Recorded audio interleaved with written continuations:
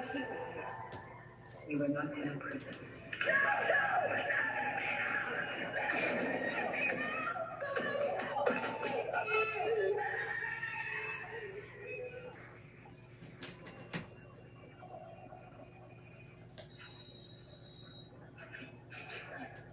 Sorry, here on the beach. There's sufficient oxygen. I can see that whole sensation. Is it a ship? Another planet. Yeah, it was strange for spring. No, I was lighter. Not like Arithia Blue on Mars, but just enough to feel it in my tendons. Gravity turned down just a notch. Come on, come on. Oh, Dad's safe. Who stopped me? He warned of gravity shifts in the future. There's no one on it. Without sustainability, was she human? CC code number 000 to 999.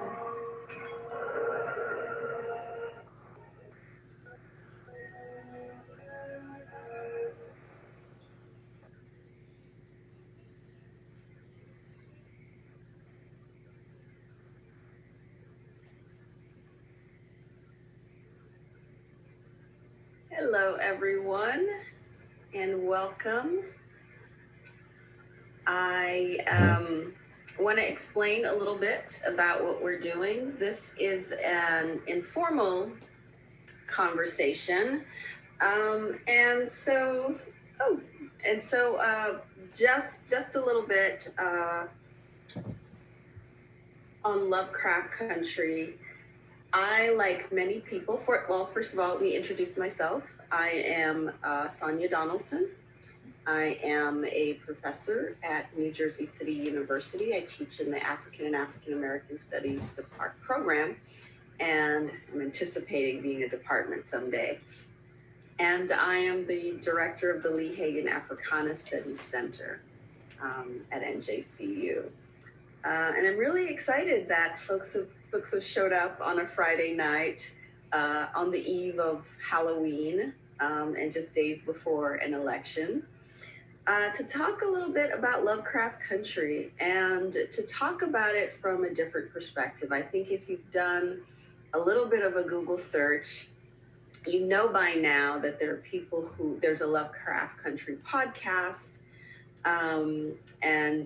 There is there are all sorts of Lovecraft Country videos where people sort of break down the episodes for us and sort of point to different elements of what is happening in the show, whether they be historical elements, famous figures, famous incidents or well-known incidents, little-known incidents, and how they sort of come together in the show.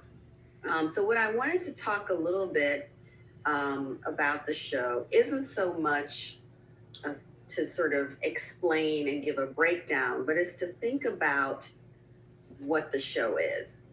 So one of the sort of tensions or problems that people have noted about Lovecraft Country is narrative, right? And so one of the things that they notice is that the narrative, they typically offer critique of the narrative. And so when we say narrative, in that context, what they mean is storytelling.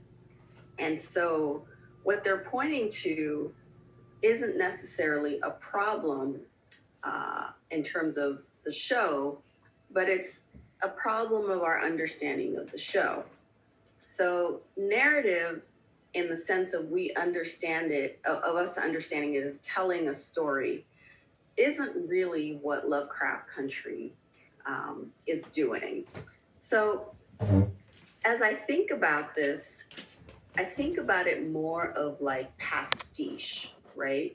And so pastiche is the bringing together of various elements, whether they are music, bits of art,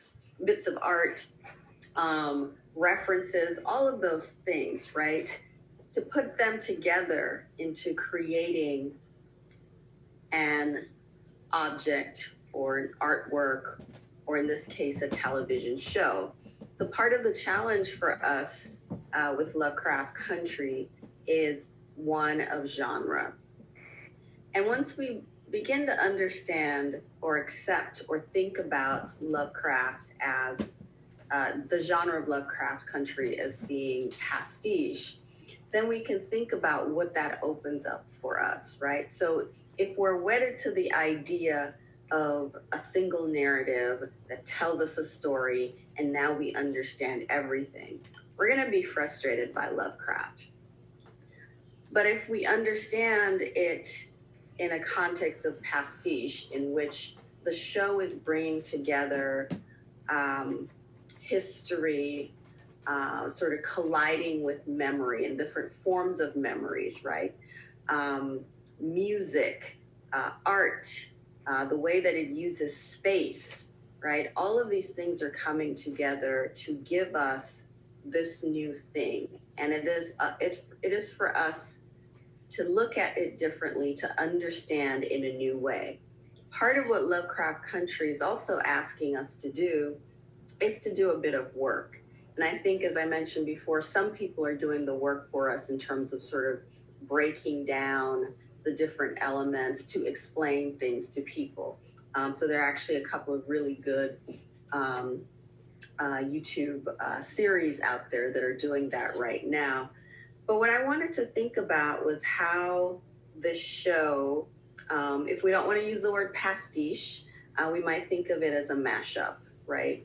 And the mashup does a particular kind of work. It forces us to sort of reckon with the particular elements of it in and of themselves, as well as how they combine in the form of the show with each episode to tell us something. And the something that it's telling isn't necessarily a narrative, right? So often what will happen is it is more of an evocation. So you'll get a feeling or a sense or a sort of kind of perspective, or you might be confused. So if you think about, maybe one of the sort of memes that you've seen going around or commercial, I forget, where the guy encourages his friends, right, to watch Lovecraft Country, but then has difficulty explaining what it is, right? It's a show in the 1950s, but there's like hip hop and the monsters and the police and witchcraft and space and time travel. And people look at him as if he's not all there. And that is the beauty of the show, right? It's because it requires us to tap into all of our senses and sensibilities and to do work, right? It's asking us to do work because we are sometimes outside of the historical context. So now we have to go look things up. We have to find out information. So I think the beauty and the power of Lovecraft Country is